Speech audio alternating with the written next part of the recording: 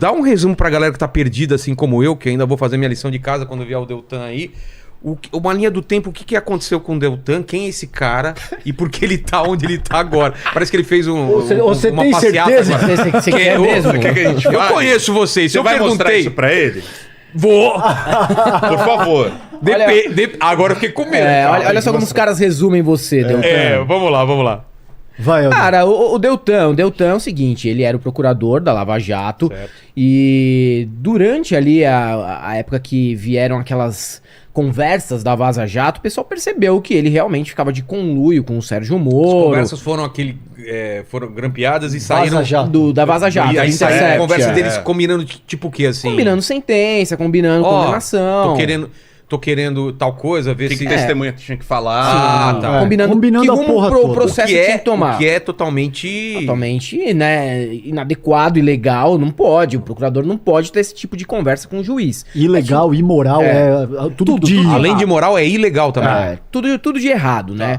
E ele e os outros procuradores da Lava Jato agiam dessa maneira com o Sérgio Moro. Aí veio à tona isso daí, ele já tava lá pensando em sair do Ministério Público pra seguir carreira na política. Ele pensou primeiro em ser senador pelo Paraná, mas aí o Sérgio Moro, como não conseguiu se candidatar aqui por São Paulo, que ele nunca morou, aí o Sérgio Moro foi pra lá e pegou a vaga do Álvaro Dias pra senador e o Deltan acabou sendo deputado federal muito bem votado, inclusive, lá no Paraná. Até porque ele precisava sair do ministério ali público, né? Porque ele tava com muitos processos em cima dele, ele ia acabar sendo caçado lá. Ia rolar. Mas aí aconteceu depois. Ele pediu exoneração no curso de processos administrativos que estavam acontecendo no Ministério Público. Só que aí que tá, né? A lei de ficha limpa, que muita gente critica, a lei da ficha limpa, acha que não deveria ser dessa maneira. Muita não gente deveria, de esquerda, inclusive. De esquerda, não exato. deveria retroagir pra punir as pessoas. Só que a lei de ficha limpa, ela determina que o cara não pode, né, pedir exoneração no curso do processo administrativo que ele estava recebendo Claro, ali faz no todo Ministério sentido. Público. Porque parece que o cara tá fazendo uma fuga. Tá querendo fugir de uma punição que vai vir, eventualmente, lá no futuro. E isso daí foi que pegou pra ele perder o mandato. Ah, é? Mas tá na lei da ficha limpa, assim. Pode se discordar da lei da ficha limpa. Inclusive a esquerda, de forma geral, discorda muito. Mas é o que determina a lei da ficha limpa e não foi nenhum tipo de revanchismo, nada do tipo, entendeu? Se não tivesse base legal, aí beleza. Aí beleza, o cara podia estar chorando, mas agora não tem mais o que fazer. Ele pode recorrer, mas é muito difícil, Acho né? que é difícil. Retomar o campo. Não vai retomar. Não retoma, E foi não. uma votação unânime, Vira-lá. Foi, Veja, ele, o Deltan, quando ele não era político, ele reclamava dos políticos. Exato. Agora que ele é político, ele Reclama do juiz. entendeu? Ele reclama, exatamente. Então, assim, Eu vi um meme desse daí. tem que ser todo... o arbítrio é que é o problema, você entende? A parada é o seguinte, cara, que eu acho que é importante dizer. Ao longo das 3 últimas décadas, os Estados Unidos utilizaram 3 grandes bandeiras. Tá? Combate às drogas, combate ao terror Isso. e combate à corrupção. Também corrupção, também eles bateram lá? Sobretudo de 10, 15 anos pra cá, tá? Os Estados Unidos têm um instrumento que chama FCPA, que chama Foreign Corrupt Prevention Act, que é uma espécie de legislação que te dá poder de polícia, eu vou resumir porque senão, te dá poder de polícia para que você atue no mundo dizendo, eu vou combater a corrupção de qualquer empresa que tenha qualquer ligação com qualquer órgão americano, tá? Em 2008 tem um barato que se chama Operação Pontes, que o Departamento de Justiça, americano, começa a treinar a Polícia Federal brasileira para se dizer como é que você destitui um presidente da República com base no uso do combate à corrupção. Tudo isso é dado, tá? Tudo isso não é teoria da conspiração, nem nada disso, mano. Pesquisem, eu não vou ficar me aprofundando muito, mas quem foi a Karine Moreno Taxman? Pesquisem o que disse o procurador Kenneth Blanco, que é um procurador estadunidense, ele assume em público, dizendo, a gente tem uma colaboração muito forte com os procuradores estadunidenses. Então, uma ingerência cabulosa americana no que foi a Lava Jato para impeachment a Dilma, para dar um golpe na Dilma e para tornar o Lula inelegível. O Deltan e o Moro são os artífices desse processo no Brasil. Cara, eu sempre vi isso, a galera falando como uma teoria da conspiração. Então tem uma forte base mesmo. E aqui fica o meu registro, parabéns pro Leandro Demore, que é amigo de todo mundo aqui, Sim. que é o cara da Vaza Jato, que tocou essa matéria via Intercept, Leandro Demore, da Vaza Jato. E E mostrou o Glenn tudo também isso. tem alguma coisa a ver? Também. Também. O CEO ali. É, o o cara que era o Mas nome quem mais... tocou Fazia o trampo mesmo, investigativo era o Leandro Demore. Sim. Entendi. E isso tá tudo documentado, cara. O Deltan e o Moro receberam 13 agentes estadunidenses no Brasil. Tudo isso tem passagem, tem data de chegada, data de saída. O Deltan foi alertado por um outro procurador. Pode perguntar isso pra ele. Deltan, o senhor, se você quiser botar a pergunta... Coloca. Pergunta pra ele. O senhor, Vladimir Aras, lhe alertou que o que o senhor estava fazendo em termos de colaboração com os americanos passava por cima da Constituição brasileira. Por que o senhor insistiu nessa direção? É isso que a gente gostaria de saber. Então tem uma série de coisas... Muito estranhas que juntas fazem... que não são nem estranhas, são categóricas, que demonstram que a Lava Jato foi instrumentalizada pelos estadunidenses e que de muitas maneiras destruiu a economia nacional, sobretudo a construção civil, a construção naval. Aí o que eles vão te falar é, não, mas trouxe bilhões de volta pro bolso em termos... de corrupção. Até pode ser, mas o Moro, principalmente, e o Deltan precisam explicar. Da onde que vem, por exemplo, o Moro precisa explicar o que ele foi fazer em Washington quando terminou. Porque ele foi trabalhar para consultorias que estavam ligadas com empresas que estavam atreladas a casos de corrupção da Lava Jato. O Deltan precisa explicar por que a família dele abriu 7 empresas de confecção no mesmo dia, 7 de junho de 2021. Por quê?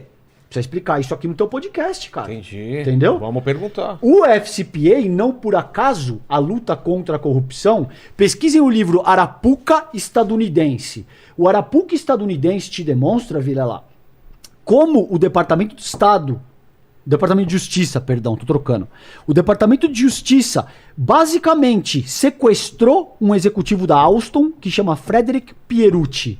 Deixou esse cara preso. Contada aqui foram vocês mesmo? Acho que eu te dei esse papo. Cara. Deixou o cara preso, isso. ameaçando o cara assim, você vai pegar 300 anos de cadeia, pra coagir o Patrick Cron, que era o CEO da Alstom, a vender o setor de caldeiras da Alstom para General Electric, porque isso tirava a autonomia nuclear da França e atendia aos interesses capitalistas da GE, que é uma gigante estadunidense. É a mesma narrativa e a mesma forma, o mesmo modus operandi da Lava Jato, cara.